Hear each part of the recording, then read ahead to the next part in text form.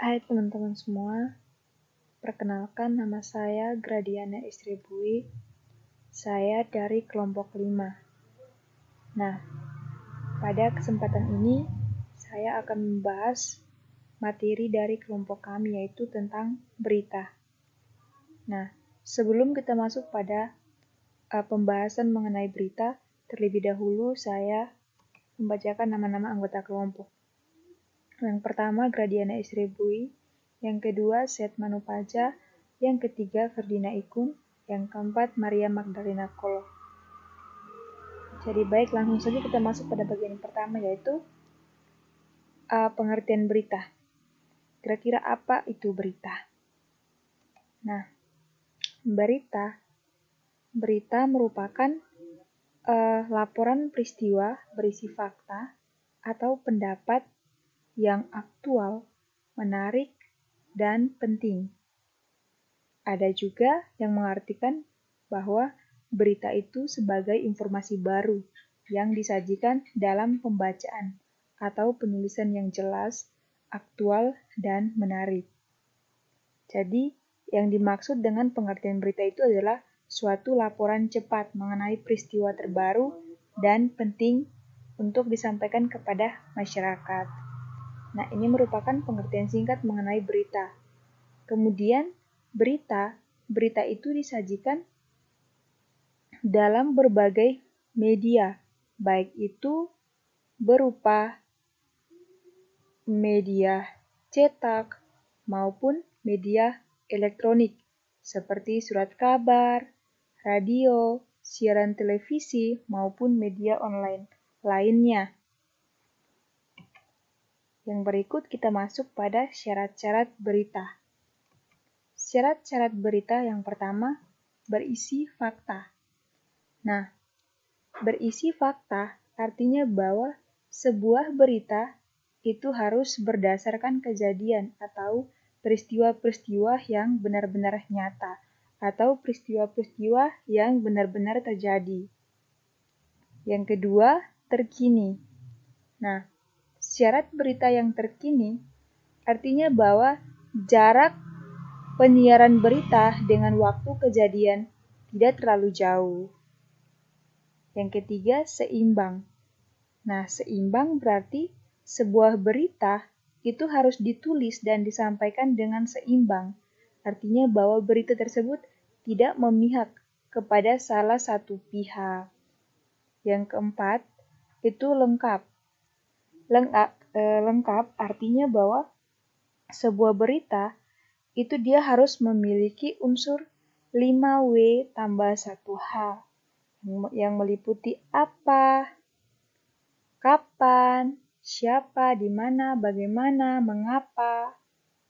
Nah, unsur-unsur ini harus ada di dalam sebuah berita sehingga sebuah berita tersebut bisa dikatakan lengkap.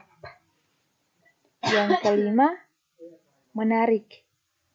Nah, menarik berarti berita harus mampu menarik minat pembaca atau pendengarnya.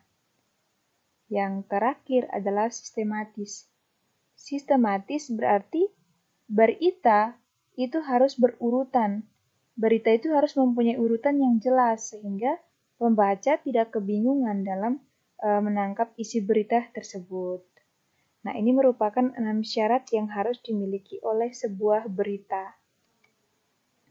Yang ketiga, kita masuk pada jenis-jenis berita. Nah, jenis-jenis berita yang pertama adalah straight news. Straight news atau berita langsung. Nah, berita langsung ini merupakan suatu berita yang ditulis secara singkat, kemudian lugas. Nah, berita langsung ini dia memuat sebuah berita yang apa adanya. Nah, pada umumnya berita langsung ini itu sebagian besar halaman depan surat kabar dia berisi seperti berita langsung tersebut. Nah, ada juga berita langsung atau straight news ini dia memiliki 2 jenis. Nah, jenis yang pertama adalah hard news. Hard news itu merupakan sebuah berita yang memiliki nilai lebih, berkualitas, dan terupdate.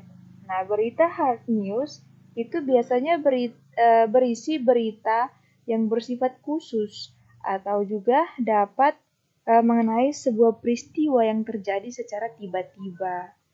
Nah, ini merupakan hard news. Yang kedua adalah soft news. Soft news itu merupakan berita pendukung atau berita tambahan, berita yang ringan. Nilai beritanya di bawah dari hard news. Kalau hard news tadi dia memiliki berita yang lebih nilainya lebih berkualitas, sedangkan soft news itu memiliki nilai beritanya di bawah. Nah, yang kedua adalah debat news. Debat news atau berita mendalam. Berita mendalam itu merupakan sebuah berita yang dikembangkan secara mendalam. Dan tujuan dari berita tersebut adalah untuk lebih mengangkat suatu permasalahan secara lebih mendalam. Nah, ini merupakan debat news atau berita mendalam. Yang ketiga adalah investigation news. Investigation news itu atau nama lain atau kata lain dari berita tersebut adalah berita investigasi atau berita penyelidikan.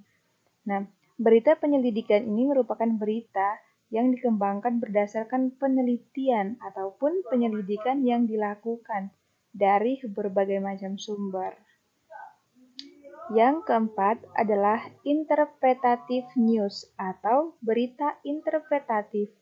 Nah, berita interpretatif ini merupakan berita yang dikembangkan dengan pendapat maupun penelitian yang dilakukan oleh seorang penulis itu sendiri.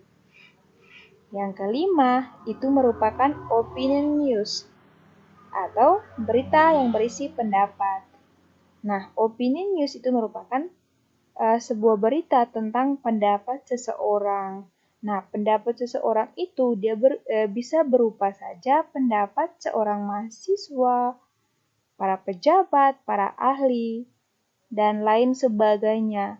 Nah, pendapat-pendapat mereka itu berkaitan dengan suatu kejadian atau peristiwa yang sedang terjadi atau yang sedang dibicarakan. Ini merupakan jenis-jenis dari sebuah berita. Yang keempat, kita masuk pada teknik membaca berita. Nah, teknik membaca berita yang pertama adalah penggunaan intonasi yang tepat. Nah, intonasi merupakan sebuah lagu di dalam kalimat berita. Nah, kenapa saya katakan sebagai lagu dalam kalimat berita? Karena di dalam berita tersebut, kita ketika ingin membaca berita tersebut, kita harus memperhatikan naik turunnya lagu dalam kalimat yang kita ucapkan. Nah, sehingga kalimat-kalimat yang kita ucapkan tersebut tidak terkesan datar. Yang kedua adalah kita memperhatikan artikulasi. Nah, artikulasi itu merupakan kejelasan dalam pelafalan kata-kata yang akan kita ucapkan. Nah, kata-kata yang tidak jelas artikulasinya akan terkesan seperti kita sedang bicara sambil kumar-kumar. Nah, itu tuh merupakan artikulasi yang apabila kita ucapkan tidak sesuai. Jadi, kesalahan artikulasi ini bisa saja menjadi fatal apabila pendengar mengalami pergeseran makna dari apa yang dimaksud oleh penyiar berita tersebut. Yang ketiga adalah volume suara yang sesuai. Nah, ketika kita membaca sebuah berita, kita harus sesuaikan volume suara kita saat kita membacakan berita tersebut. Pastikan bahwa volume suara kita yang kita keluarkan tidak terlalu rendah maupun tidak terlalu tinggi atau keras.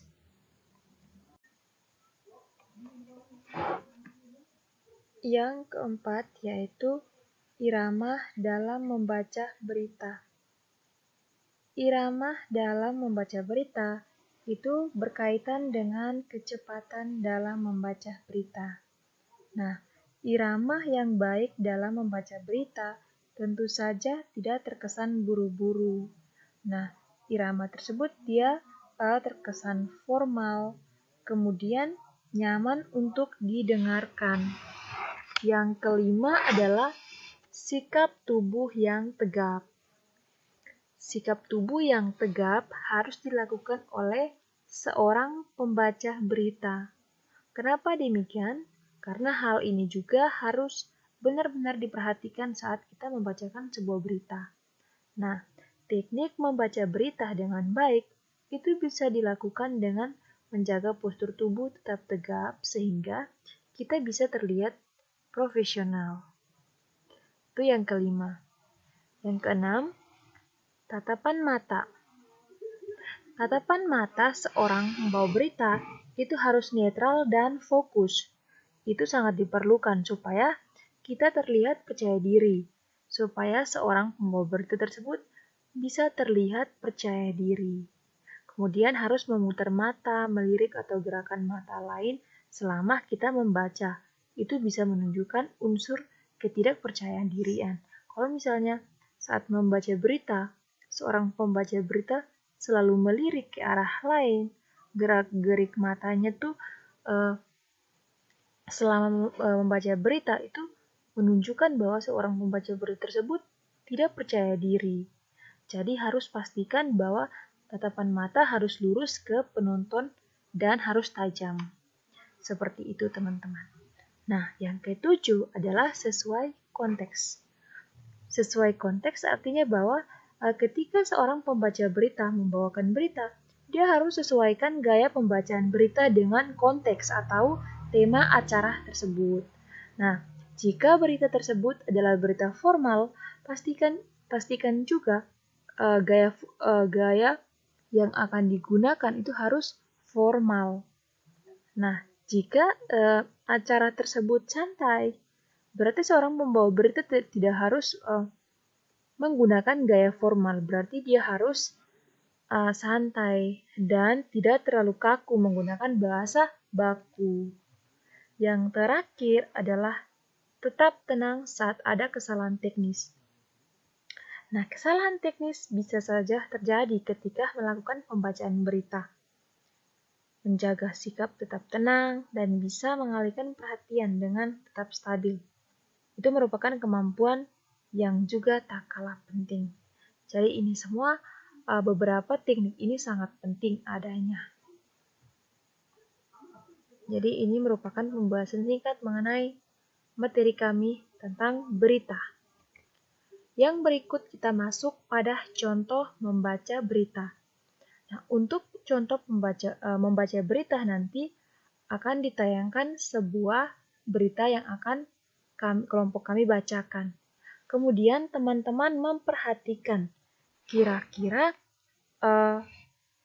contoh yang kami tampilkan ini sudah sesuai dengan teknik membaca berita yang tadi sudah dijelaskan ataukah belum. Jadi teknik membaca berita seperti dari pertama sampai yang ke-8 ini, teman-teman perhatikan dari ke-8 teknik ini manakah yang sudah diterapkan dalam membaca berita tersebut. Jadi langsung saja teman-teman memperhatikan video pembaca berita.